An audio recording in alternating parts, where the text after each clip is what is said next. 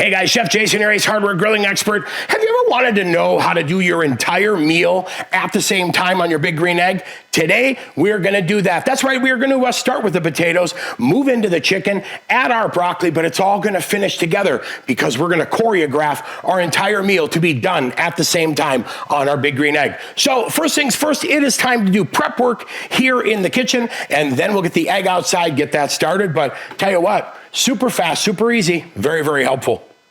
Okay, today's ingredients, very easy. The stuff you get at the grocery store. We've got chicken drumsticks, russet potatoes, broccoli crowns that we're gonna cut into broccoli spears.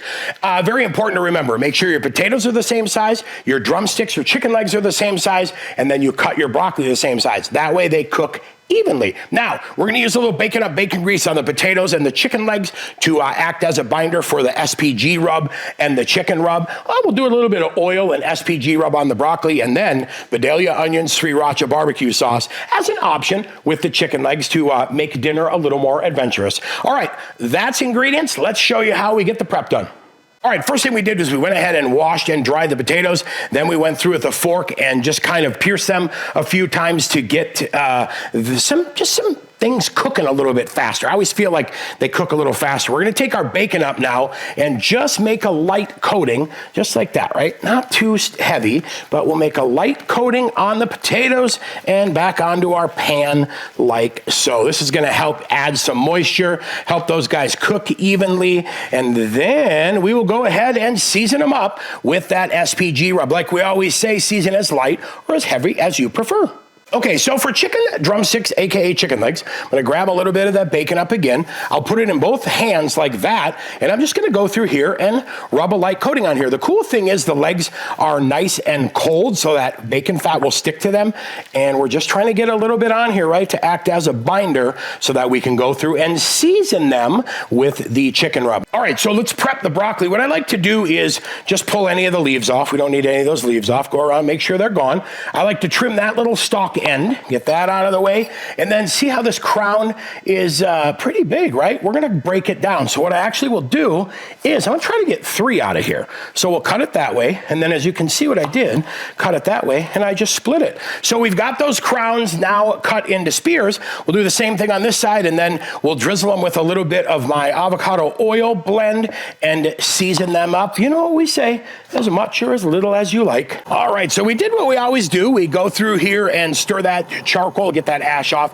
refresh it with new charcoal. Then I've got my Eggniter fired up on flame, and now I'm gonna go to fan, and we are gonna get this charcoal ignited and ready to go. We've got that fire set and nice and strong, and before we get moving here, I'm gonna add in my expander system. Now, the cool thing is, look at this. I've got a level down here, lower, so I can get some good sear. I've got a level up here, getting me a little bit more raised indirect, if you will, and then I've got the top level up here for my baked potatoes. But the great thing about this is I'm now gonna be able to start my chicken here, move it down there to sear.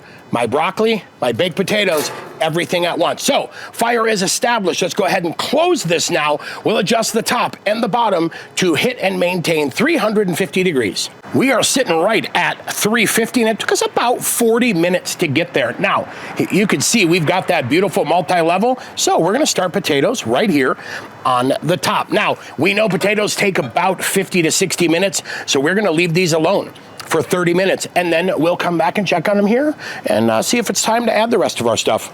So here we are right at the 30-minute mark, and what I like to do is go ahead and push down on these to see what their doneness is. They were a little bit soft, so I went ahead and rotated those, and then just slide that back, and now what we'll do is go through and add our chicken legs. So we'll add all those legs on there, just like that. We'll get this closed, and we'll let it go now for about 5 to 7 minutes. We'll make sure we pull that back. We'll get this closed. We'll let it go about 5 to 7 minutes. We'll come back and check on the chicken legs. All right, here we are right after about 6.5 minutes, and we'll double check these guys here.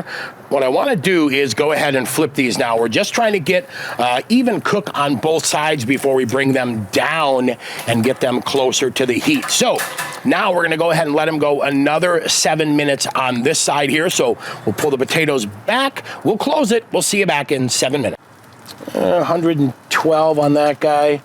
100, yeah, we're sitting about 120 on average. So here's what I'm gonna do now. Now I'm gonna go ahead and get those legs down into that lower level so I can get that heat bumped up just a little bit, and then it'll be time to give them, we're gonna give them like 2 minutes down there, and we're gonna add broccoli next. So let's give those guys a little bump of heat, and we'll close this and we'll come back and add broccoli here in about 2 minutes.